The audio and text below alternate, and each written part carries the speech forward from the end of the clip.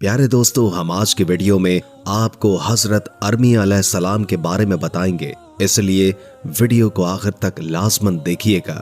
تاریخ کے آئینے میں موجود حضرت ارمیہ علیہ السلام اور ظالم بادشاہ بخت نصر کا وہ عبرتناک واقعہ جس کو پڑھ کر آج بھی راہ بھٹکے ہوئوں کے سینے ایمان کے نور سے بھر جاتے ہیں۔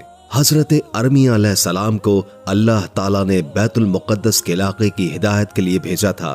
اس علاقے کو آج یروشلم کہتے ہیں۔ یہ علاقہ پہلے فلسطین کی حدود میں شامل تھا، لیکن اب یہ علاقہ فلسطین کی حدود سے باہر ہے۔ یہ واقعہ حضرت عیسیٰ علیہ السلام کی پیدائش سے بھی تقریباً 600 سال پہلے کا ہے۔ اس پیغمبر کو اللہ نے حکم دیا کہ القدس یعنی یروشلم کے شہر کے بادشاہ اور لوگوں کو گناہ سے روکو اور ان کو ایمان و اسلام کا سیدھا راستہ دکھاؤ۔ حضرت ارمیہ علیہ السلام بہت پریشان ہوئے اور عرض کیا، یا اللہ، میں تو بہت بے بس، اکیلا اور کمزور ہوں، وہ میری بات نہیں مانیں گے۔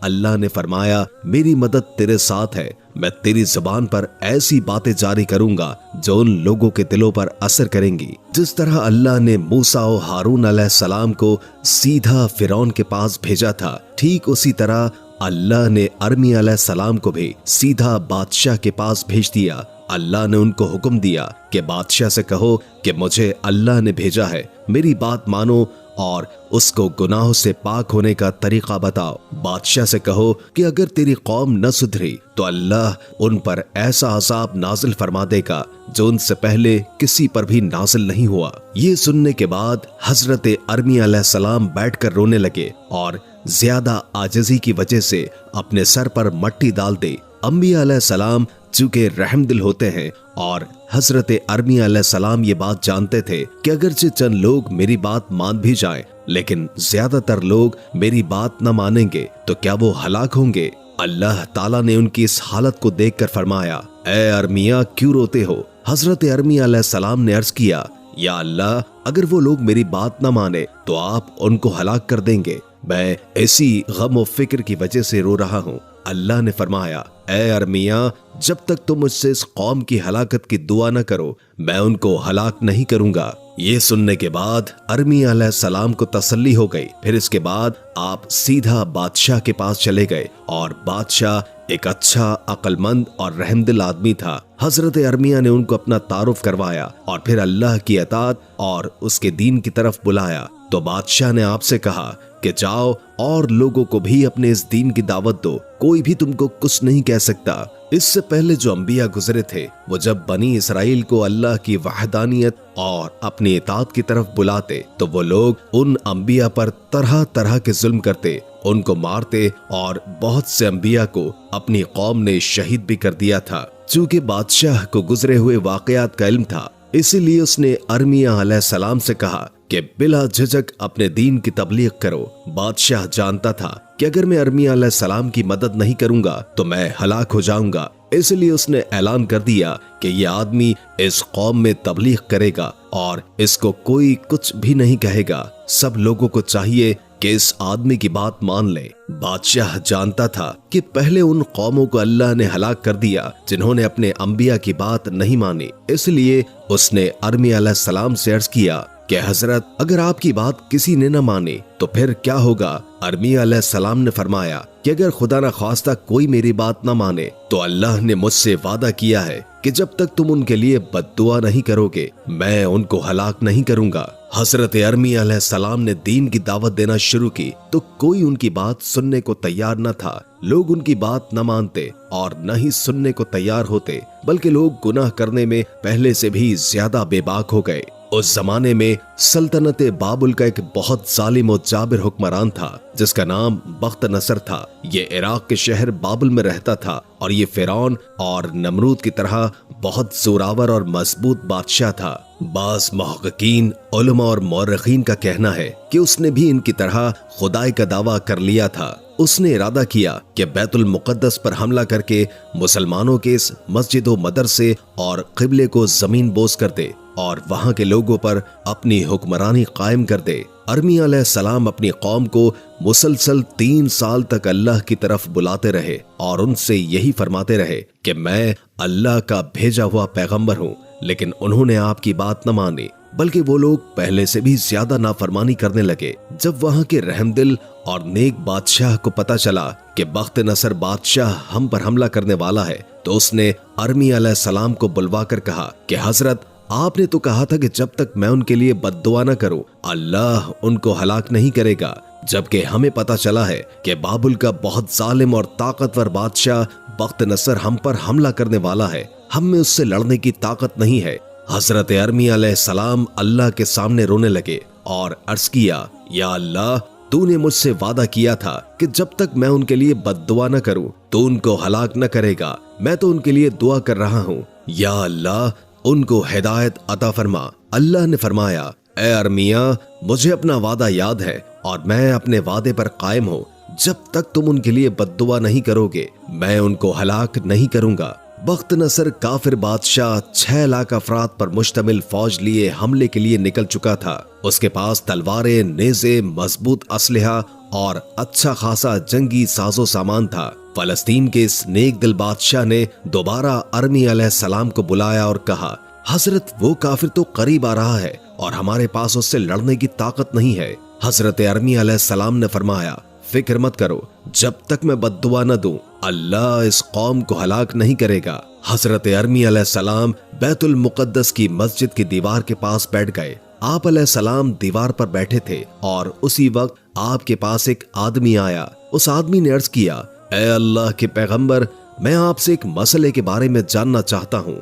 हजरत अरमी अलैहिस्सलाम ने फरमाया, क्या मसला है? उसने कहा, हजरत, अगर एक आदमी अपनी कौम के साथ अच्छा सलूक करता हो, उसके साथ एहसान करता हो, उनको खाना भी देता हो और उनको हलाकतो तबाही से भी रोकता हो, लेकिन वो लोग उल्टा उस पर जुल्म करते हो, उसको गालियां देते हो और उसकी बेइज्जती करते हो, तो ऐसे हालात में उस आदमी को क्या करना चाहिए? अरमिया अलैहिस्सलाम ने फरमाया, उस आदमी को अपनी कौम के साथ बुरा नहीं करना चाहिए और उसको उनके साथ इसी तरह अच्छा सलूक जारी रखना चाहिए। वो आदमी हजरत अरमी अलैहिस्सलाम की बात सुनकर वापस चला गया।